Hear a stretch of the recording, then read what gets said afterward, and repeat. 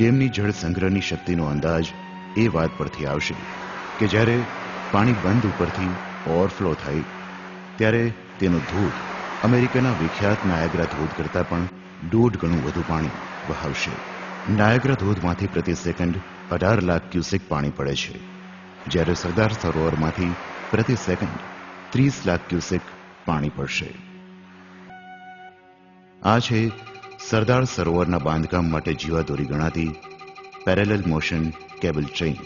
એક પણ સાંધા વગરનું તેનું સળંગ દોરડું 1567 મીટર લાંબુ છે.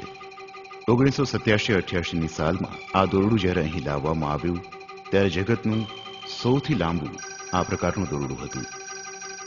આ માળખું ઊભું કરવા માટે એ સમયે 23 કરોડ રૂપિયાનો ખર્ચ થયો હતો. આ કેબલના 1 મીટર ટુકડાનું વજન 72 કિલોગ્રામ થવા જાય છે. કોન્ક્રીટ ઠાલવતી આ બકેટ 7 હાથીઓ જેટલું વજન ઉચકે છે. 2000 ચોરસ ફૂટના મકાનની છત ભરવા માટે જરૂરી કોન્ક્રીટ આ બંને બકેટ ફક્ત એક જ ફેરામાં ઠાલવે છે.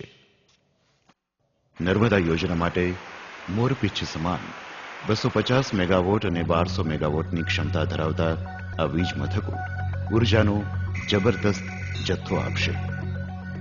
પહાડમાં 1.5 કિલોમીટર લાંબી ટનલ ખોદી બનાવાયેલું 1200 મેગાવોટની ક્ષમતા ધરાવતું આ પાવર હાઉસ ગુજરાતી એન્જિનિયરોની અથાગ મહેનતનું નિર્માણ છે. સંપૂર્ણ એર કન્ડિશન્ડ એવા આ પાવર હાઉસમાં તળિયાથી લઈ છત સુધી ઊંચાઈ ગણવામાં આવે તો એ લગભગ 25 માળની ઇમારત જેટલું થાય.